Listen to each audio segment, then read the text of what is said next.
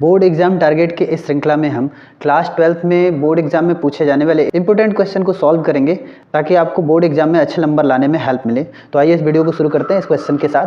Question है integral of under root 10x plus under root cot x with respect to x। मतलब इस दिए गए फंक्शन का हमें इंटीग्रल फाइंड आउट करना है x के रिस्पेक्ट में। तो चलिए इसको सॉल्व करते हैं। इसमें आपको tan और cot इन दोनों को sin और cos में चेंज कर लेना है। तो हम लिख सकते हैं is equal to integral of under root sine x upon under root cos x. एक ही रूट में लिख के और फिर अलग अलग भी कर लेंगे। प्लस यहाँ लिख सकते हैं under root cos x upon under root sine x और इसको ब्रैकेट में रख लेंगे विद रिस्पेक्ट टू एक्स। अब आगे इसको सॉल्व करेंगे। इसके डिनोमिनेटर को आपस में मल्टीप्लाई कर लेंगे। मल्टीप्लाई करेंगे तो under root cos x into sine x होगा और फिर क्रॉस मल्टीप्लिकेशन करेंगे तो sine x under root sine x का अंडर रूट साइन एक्स से मल्टीप्लाई होगा तो साइन एक्स होगा।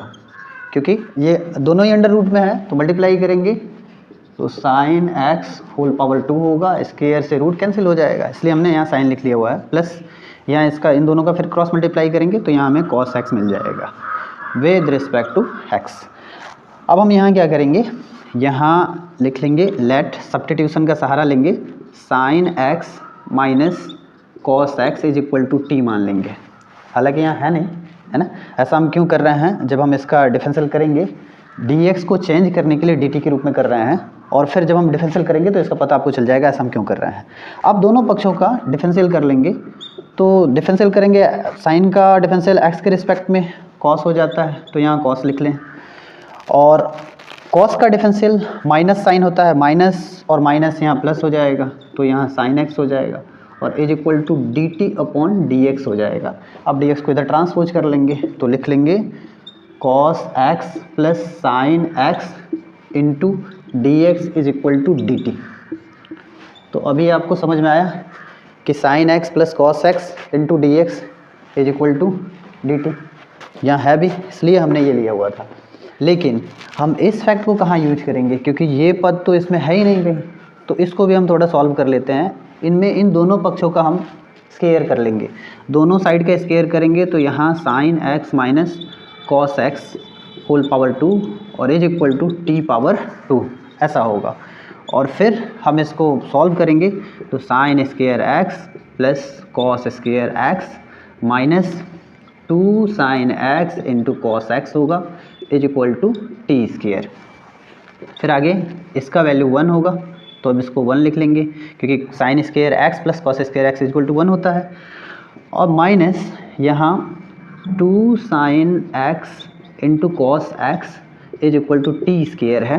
अब चूँकि हमें इसका यूज करना है, यहाँ ये है sine x into cos x, तो हमें इसको छोड़ के बाकी सभी पदों को उधर ट्रांसपोज कर लेना है, बाकी सारे टर्म्स को ट्रांसपोज कर लेना है। ट्रांसपोज करेंगे तो यहाँ हमें मिल जाएगा sine x into cos x, जिसमें पहले इसको इधर ट्रांसपोज करेंगे इसको इधर, तो यहाँ हो जाएगा 1 माइनस टी स्क्वायर और 2 को ट्रांसपोज करेंगे होल अपॉन 2 होगा।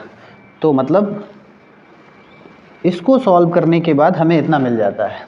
तो ये डेटा और ये डेटा अब हम यूज कर सकते हैं क्योंकि ये दोनों ही अब यूजेबल हो गए, ये दोनों ही हैं यहाँ पे, ठीक है। तो लिखेंगे अब देन, तब इन दोनों के यूज से अब हम लेफ्ट हैंड साइड पहले लिख लेते हैं। लेफ्ट हैंड साइड है हमारा integral of under root 10x plus under root cot x with respect to x is equal to, हमारा जो राइट हैंड साइड है वो ये है तो लिखते हैं integral of sine x plus cos x whole upon under root sine x into cos x, cos x into sine x या फिर sine x into cos x with respect to x is equal to, अभी इन दोनों के product का value हम dt रख सकते हैं तो यहाँ हम dt रख लेंगे। अब न्यूमरेटर में कुछ बचा नहीं तो 1 लिख लेंगे होल अपॉन अंडर रूट, यहाँ हम देख पा रहे हैं sine x into cos x, sine x into cos x is equal to, यहाँ हम देख पा रहे हैं कि कितना है 1 minus t square whole upon 2। अब इसको सॉल्व करेंगे तो ये हो जाएगा, ये डेनोमिनेटर न्यूमरेटर में चला जाएगा, तो हम ये लिख सकते हैं √2 upon √1 minus t square with respect to t, जिसमें √2 इंडेफिनिट इंटीग्रल के प्रॉपर्टी के बेस पे ये गुणा में इधर बाहर आ जाएगा, तो यहाँ लिखेंगे √2 इंटू इंटीग्रल ऑफ 1 अपॉन √1 का स्क्वायर कर लेंगे और माइनस टी का स्क्वायर कर लेंगे विद रिस्पेक्ट टू टी। और इसके लिए हमने एक फॉर्मूला यूज करेंगे, जिसमें कि हम ये जानते हैं कि integral of 1 upon √a square minus t square with respect to t is equal to, ये इक्वल होता है sine inverse t upon a के, और प्लस इंटीग्रल कांस्टेंट हम सी लिख सकते हैं।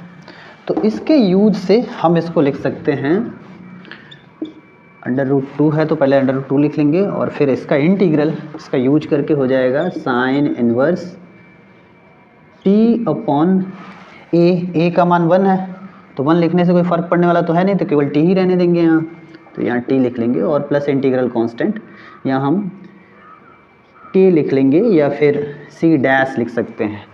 अब ये इंटीग्रल कांस्टेंट का इससे भी गुणा होगा √2 से, क्योंकि √2 तो पहले से था ना, ये तो बाद में आया सी, तो यहाँ हमें लिखना पड़ेगा प्लस √2 इंटू सी डैश। अब आगे इसको सॉल्व करते हैं, रिवर्स सब्स्टिट्यूशन बस हमें करना है, फिर ये सॉल्व हो गया।